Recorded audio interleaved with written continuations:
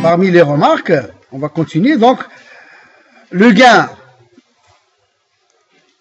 Donc, je rappelle le gain AV. Juste, AV était égal à moins R équivalent bêta R équivalent sur H11 plus bêta ZE. On parle du gain à vide.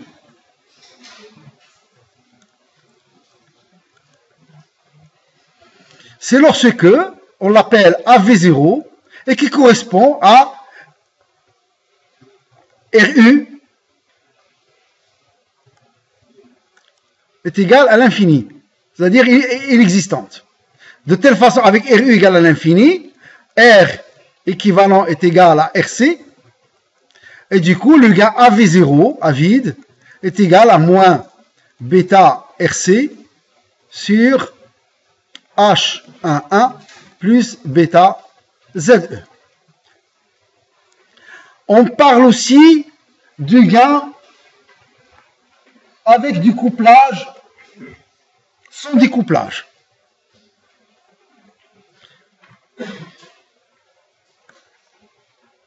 Le gain sans découplage. C'est le gain minimal. Sans découplage.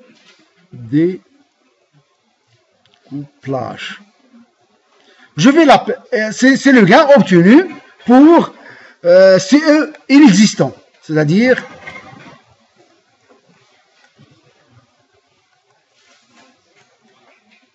alors si CE n'existe pas, ça veut dire que ZE, il est réel, il est égal à RE. Et à ce moment-là, donc le gain que je vais appeler le gain AV sans découplage, et même 0 est égal à moins bêta R équivalent sur H11 plus bêta RE. C'est le gain le plus faible qui peut exister. C'est-à-dire, bon, bah, à cause de bêta RE. Et c'est pratiquement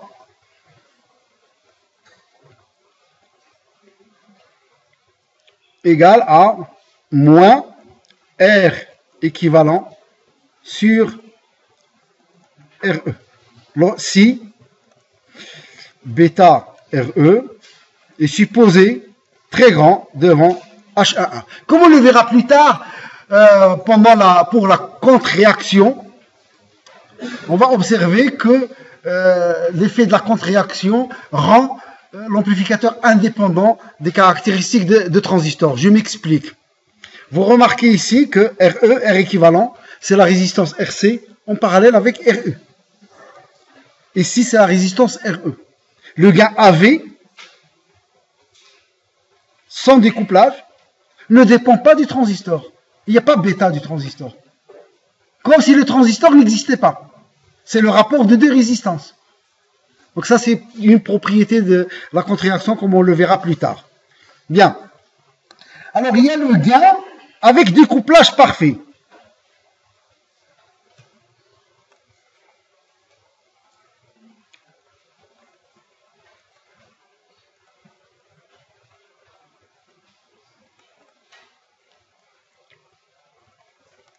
Alors, le gain avec découplage parfait, c'est lorsque ZE, ou plutôt la capacité CE, se comporte comme un court-circuit.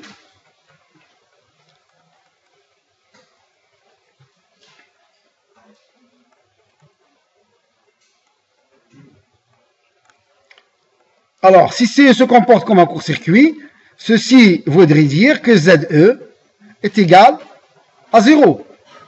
Et le gain, par exemple, cette fois-ci, je vais prendre le gain à vide, AV0 découplé, il est égal, par exemple, à moins bêta RC sur H11. Ce terme, il est nul. C'est le gain maximum que l'on peut avoir. On ne peut pas avoir un gain supérieur à ça.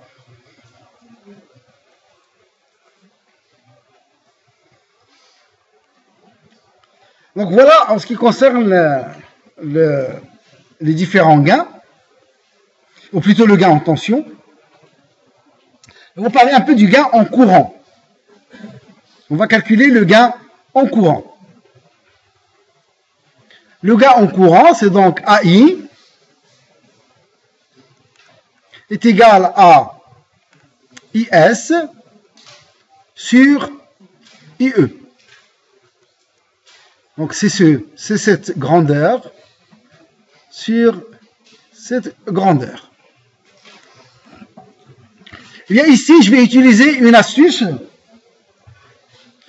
qui va permettre de simplifier les calculs. Donc, au fait, les calculs, vous pouvez utiliser les lois des mailles, les lois des nœuds, tout ce que vous voulez, c'est de l'électrocinétique. Bon, moi, de temps en temps, j'utilise des astuces de calcul pour mon expérience et que je vous montre.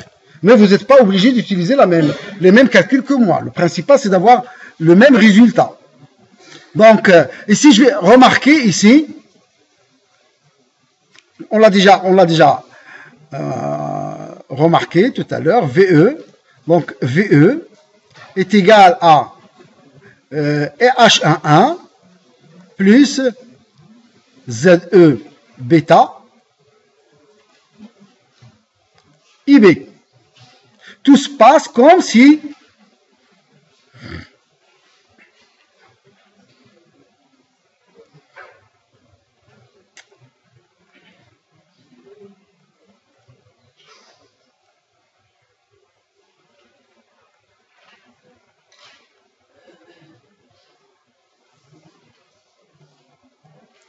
ici j'ai le courant IE et ici j'ai le courant IB. Ici j'ai H11, mais ici j'ai bêta ZE. Pourquoi j'ai mis ça? Tout simplement pour pouvoir profiter du pont diviseur, car je veux exprimer IE en fonction de IB. Donc ici, grâce au pont diviseur,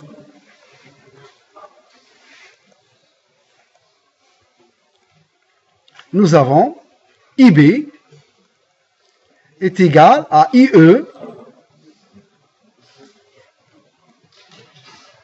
multiplié par RP sur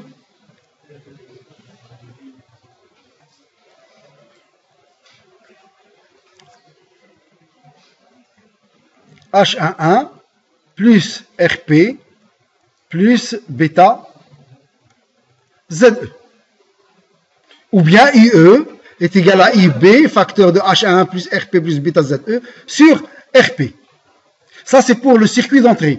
Pour le circuit de sortie, donc je cherche IS que je vais exprimer en fonction de IC. De nouveau, pont diviseur en sortie. Ça va me donner IS est égal à moins IC, parce qu'il est dans l'autre sens, fois le pont diviseur, c'est-à-dire RC sur RC plus RU, qui est égal à moins IB bêta RC sur RC plus RU. Et le gain AI, donc bien sûr dans le polycope vous avez une autre façon de faire, et si dans le polycope on utilise directement la loi des mailles, donc c'est une autre façon de voir. C'est-à-dire il y a plusieurs calculs, différents calculs, vous choisissez celui qui vous plaît, celui qui vous semble le plus simple, celui que vous maîtrisez le plus pour arriver à avoir des résultats corrects. Donc AI, c'est donc le rapport IS sur IE. IS, c'est bêta moins bêta RC sur RC plus RU divisé par IE, c'est-à-dire RP sur H11 plus RP plus bêta Z. Donc voilà mon gain en courant.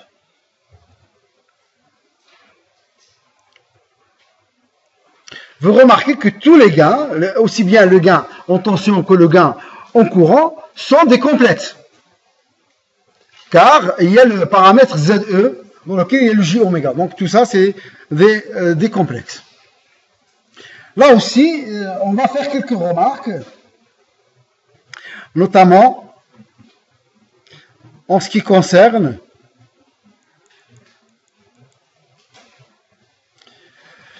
le découplage. Donc je rappelle la formule du gain, AI, que je viens d'établir, est égal à moins bêta RC RP sur RC plus RU, facteur de RP plus H11 plus bêta ZE. Alors, avec un découplage parfait,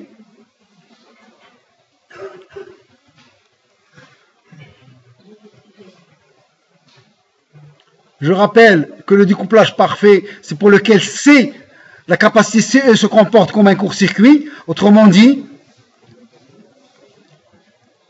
ZE est égal à 0.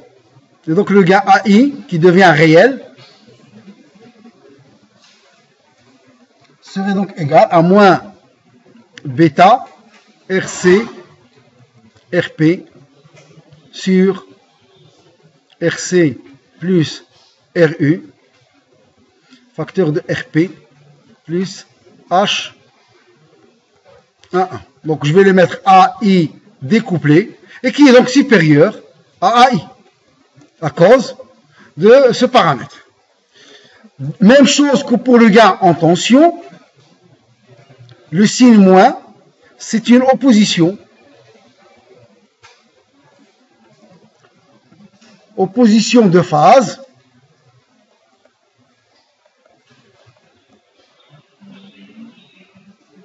entre IS et IE. Attention, dans le polycope, le signe moins n'existe pas, tout simplement parce qu'il a pris le sens du courant dans l'autre sens, c'est tout. Ça n'indique pas la réalité. C'est pour ça que j'ai préféré la notation anglo-saxonne, car il s'approche beaucoup plus de la réalité que la notation française, qui est beaucoup plus théorique. C'est tout. Les deux sont justes. Quel est le gain à vide? Le gain en courant à vide? Quelqu'un peut me répondre?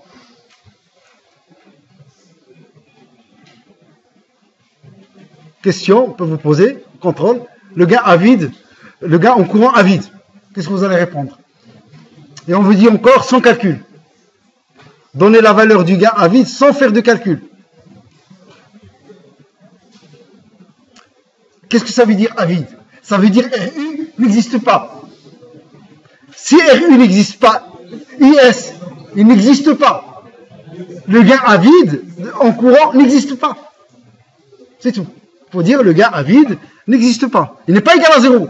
Il n'existe pas. Il n'a pas de sens. Le gain en tension à vide a un sens. Le gain en courant à vide n'a pas de sens. Par contre, ce qui a un sens, c'est le gain en court-circuit.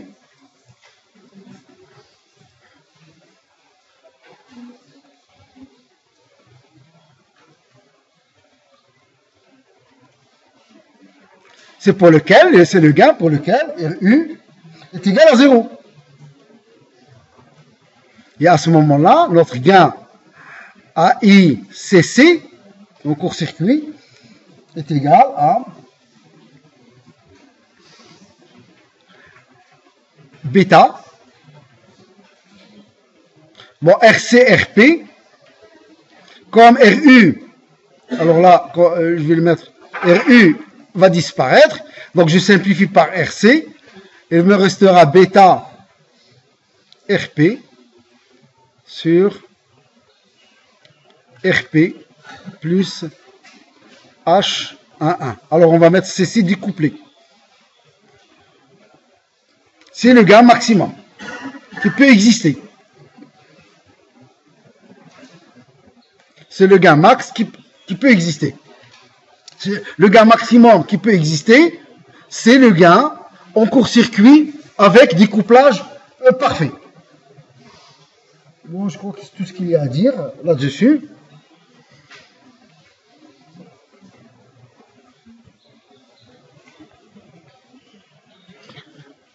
Alors, on va maintenant calculer les autres paramètres. C'est l'impédance d'entrée.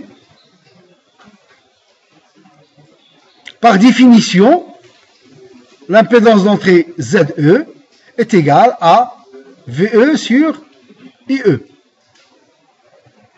Bon, alors vous pouvez appliquer la loi des mailles. Voilà. Et dire que VE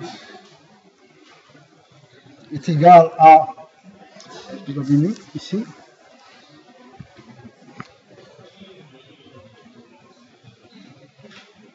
H11 plus bêta ZE IB. Et d'autre part, on exprime le courant IB en fonction de IE grâce au pont diviseur.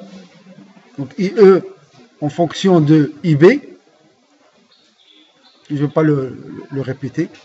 Et ZE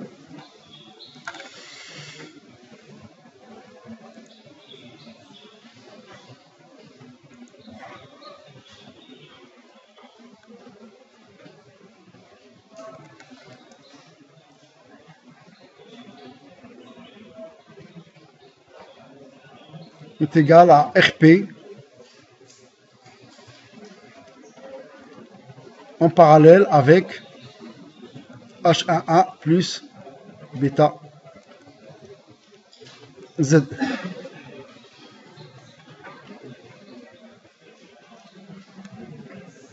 Vous pouvez le faire à titre d'exercice. L'impédance de sortie. Alors l'impédance de sortie, par définition, ZS est égal à VS sur IS pour EG égale à 0. Qu'est-ce que ça veut dire? Pour calculer l'impédance de sortie,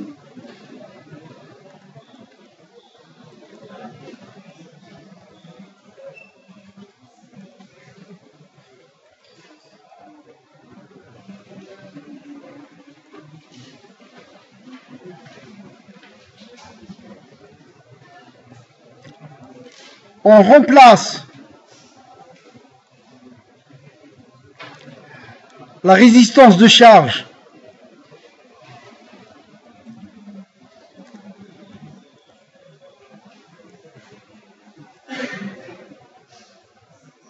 ici dans notre cas RU par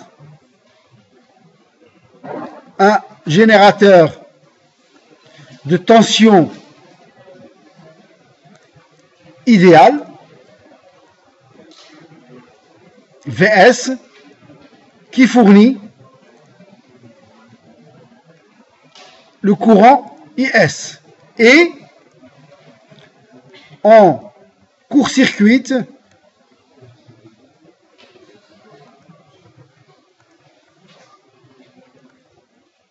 le générateur, le géné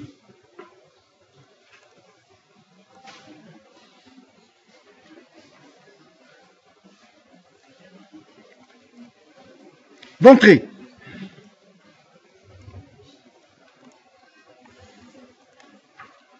Donc le générateur d'entrée, il était là, je le remplace par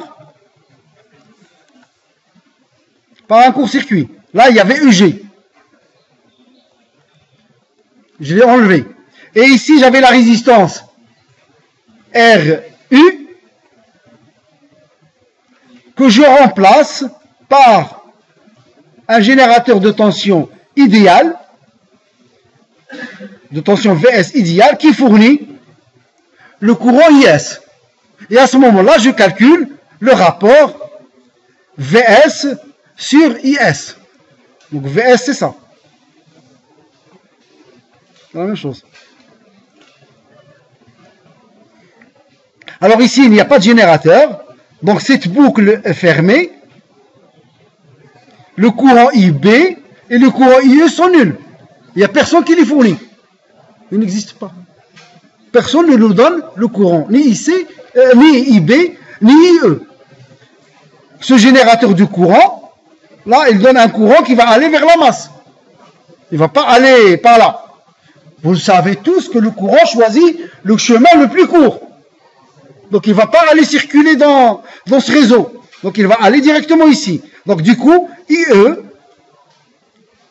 c'est la même, est égal à 0. IB est égal à 0. Donc, ce circuit-là, tout ceci, n'existe pas. Si IB est égal à 0, bêta IB est égal à 0. Ce générateur de courant, c'est un circuit ouvert.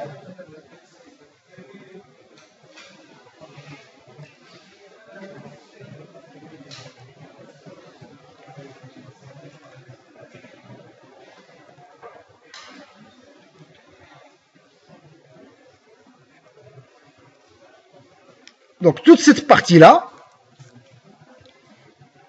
ici aussi, est égale à 0. Donc, de ce cas-là, toute cette partie-là n'existe pas. On prend une gomme et on l'efface. Qu'est-ce qui reste? Il reste que ZS est égal à RC. Il n'y a plus rien. Il y a juste RC. Ce n'est pas toujours le cas. C'est le plus simple, c'est le plus facile. On verra tout à l'heure un cas un peu plus compliqué pour l'impédance de sortie. Alors tout à l'heure, on avait parlé de la capacité de découplage et on avait dit qu'on tiendrait compte de cette capacité de découplage qui est dans ZE, qui se trouve dans ZE. Donc c'est ce que nous allons faire maintenant.